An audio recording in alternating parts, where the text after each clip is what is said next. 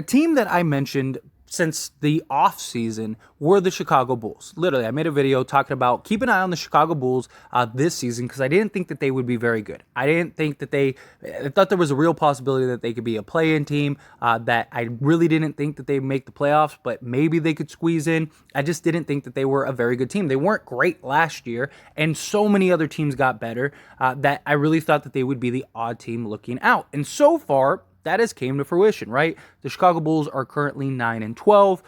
They are in 12th place in the Eastern Conference, and I just don't see this team being able to turn it around. I think this team has too many issues, too many problems. Guys aren't performing the way that they're performing, especially Alex Caruso is having a really tough year with the Chicago Bulls, and I just don't think that I think they have a lot of scoring. They just don't really have the defense to stop other teams. And so when one or two guys aren't performing well, this team isn't good enough to keep up on a nightly basis. And this was a real concern that I had in the offseason. And then about a month or so ago, I made a video talking about, hey, look, keep an eye on Chicago. Chicago may be a team that we may be able to make a trade for to go get DeMar DeRozan, maybe Nikola Vucevic, and maybe even like squeeze in an Alex Caruso, who is a fan favorite. Although I don't really care whether we get him either way. I don't think he's playing very well. He hasn't been very good, although he does work with LeBron very good. So maybe he could kind of get that spark that we saw from him. He was a key piece in us winning a championship. So I wouldn't be against it. But if we have to, like, if he's the difference between like a 2 first and a pick swap, or just like a first and 2 firsts and one of them being unprotected, I'd rather them just not get Caruso and just get DeMar and Nikola Vucevic. Vucevic, they could re-sign. He's a low post 2010 center. Doesn't give you great defense, but you got Anthony Davis, stuff like that. DeMar DeRozan gives you that closer. He gives you that scorer. He gives you that mid-range threat. He gives you so many elements that the Lakers currently don't have. We know DeMar DeRozan wants to be a Laker, right? Every opportunity he has had, he's talked about the Lakers this entire offseason and this season, talking about how he thought it was a done deal, that he was going to the Lakers. So maybe the Lakers could work out a deal and end up acquiring DeMar DeRozan and Nikola Vucevic to add to LeBron James and Anthony Davis. And then maybe you could take Patrick Beverley and Kendrick Nunn, maybe go get another piece or two. Problem is that I would imagine Chicago would want both firsts. And if that happens, I think it'd be a little tough to get another deal done, but maybe you could work something out for some long-term, maybe a pick swap, couple seconds. I don't think you'd be able to get any super quality guys, but maybe you could get, somebody on a multi-year contract, stuff like that. Because if you go get DeMar DeRozan, Nikola Vucevic, then you're basically locked in for the next few years. Like, that's your team for the next few years, right? But recently, we've started to see a lot of conversation about Chicago and the Lakers trade. Even Bill Simmons over on Bill Simmons' podcast, he even brought up Bill Simmons' trade idea, DeMar DeRozan and Nikola Vucevic for the Bulls, Russell Westbrook, 2027 first-round pick, 2029 first-round pick, top 5 protected, and then this is basically the idea, right? Problem is again, you give up both firsts. That's basically done. Does DeMar DeRozan and Nikola Vucevic, do they make you a contender? I don't know. It kind of, I think they make you a lot better. I like this deal better than the Pacers deal. Like, if it came down to the Pacers deal or it came down to the Chicago deal, I'd rather them do the Chicago deal because I just think DeMar DeRozan provides you so much more than what Buddy Hield gives you. Yeah, Nikola, Vu doesn't give you the defense that Miles Turner gives you, but he gives you a better scoring option, still gives you the floor spacing, and he's a better rebounder, which would help. So I think DeMar DeRozan, you give me Vu, I'd take that 10 times out of 10 over Buddy Hield and Miles Turner. So maybe at that point, maybe you could get a bidding war, and whoever comes down on the asking price, maybe you could get something. And the Chicago Bulls, they might look at this as like, hey, we move off of DeMar DeRozan's long-term salary, we get some free assets, we can kind of start this rebuild, maybe retool around Zach LaVine, or maybe you trade LaVine, however you want to approach this. But basically, this would be the Bulls hitting the reset button, saying, okay, we need a fresh start. We need a clean slate. Also, if Chicago was ever going to tank, this year is the year for them to do so because their pick is lottery protected this year. and next year.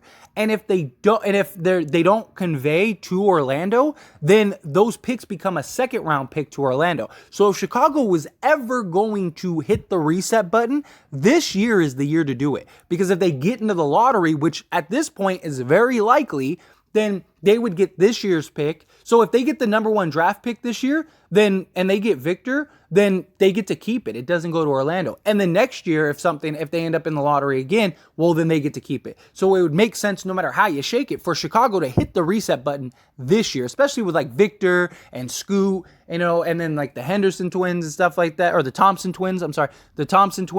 Those kind of things, like those are players that could, turn around your franchise. But to further add to this idea, we even had Zach Lowe, who said, the trade I saw on Twitter was Russ in both picks, one with light protection, I think for DeMar DeRozan and Vucevic.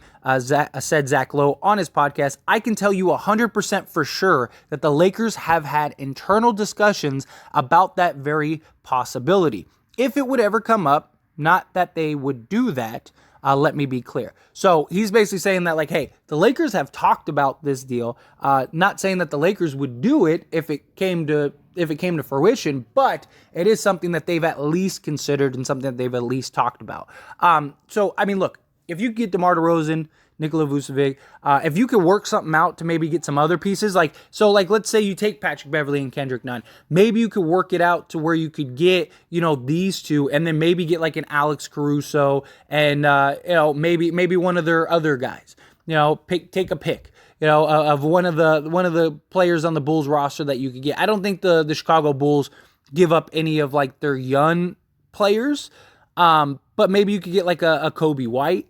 Maybe get somebody like that. Like, I don't think you could get like, Ao or Patrick Williams or anything like that. But maybe, like, what if you could get like, DeMar DeRozan, Nikola Vucevic, Alex Caruso, and maybe like a Goran Dragic, right? Like, what if you could get those guys for, Russ, Bev, Nunn, and like Damian Jones, right? And then you give up both first. Like, in that case, we've seen Goran Dragic play great in the playoffs. We've seen him, single-handedly win games and stuff like that, just take over scoring and stuff. You get like a veteran point guard that could do a lot.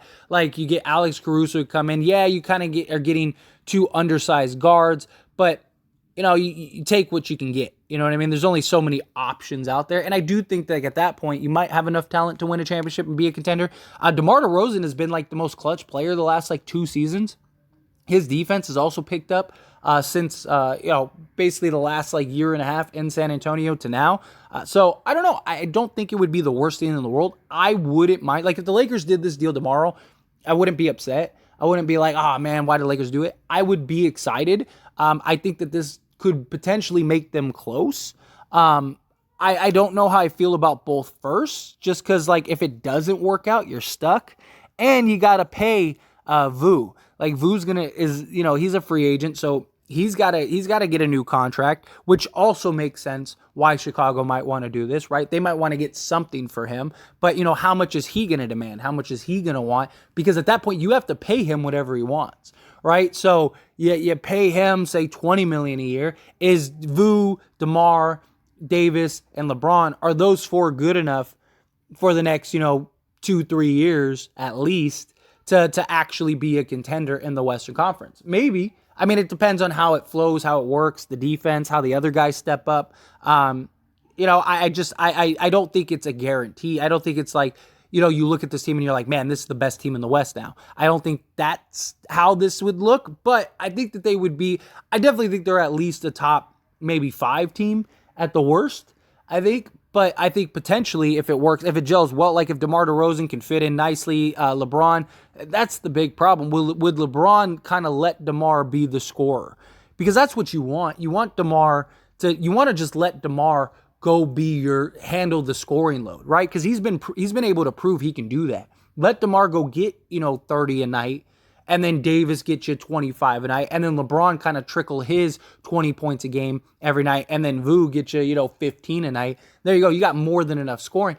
But defensively, how does that work?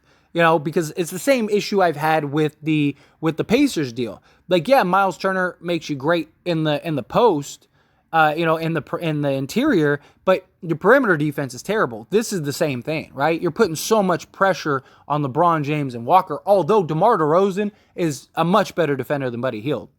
DeMar DeRozan isn't like an elite defender or anything, but he's a much better defender than Buddy Hield. Like, it's night and day. So at least you get better defense. You get more versatility. Not just that, but DeMar DeRozan can also take off some of the workload for LeBron and just facilitating and stuff. You get a guy that can handle and run the offense. So that would really help too for the Lakers. You get a piece in DeMar DeRozan that could really kind of push and help, not only scoring, but getting other guys involved and kind of take on a facilitator role. DeMar DeRozan, I could definitely see. I mean, he wants to be a Laker. He wanted to go play with LeBron and Anthony Davis. Why not go get him? At least he's a guy. It's a third star, so the Lakers love that. I do think it has more upside and better potential than the Pacers deal currently. Maybe I'll even do a video breaking down both, and kind of weigh the pros and cons. That might be a fun video. Let me know if you're at this point of the video. Let me know down in the comment section if you'd want me to do a video breakdown of DeMar and Vu and Buddy Hield and Miles Turner. But anyway, as always, this is a discussion, so I want to hear from you. Let me know your thoughts and opinions down in the comment section below. What do you think? Do you think the Lakers should do this? Do you think they shouldn't? Do you think this is worth it? Is it worth both first? Is it not worth both first? Do you think this makes the Lakers a legit contender if they were to do this? However you feel, good, bad, ugly, somewhere in between, let me know. I'd love to hear your thoughts and opinions down in the comment section below.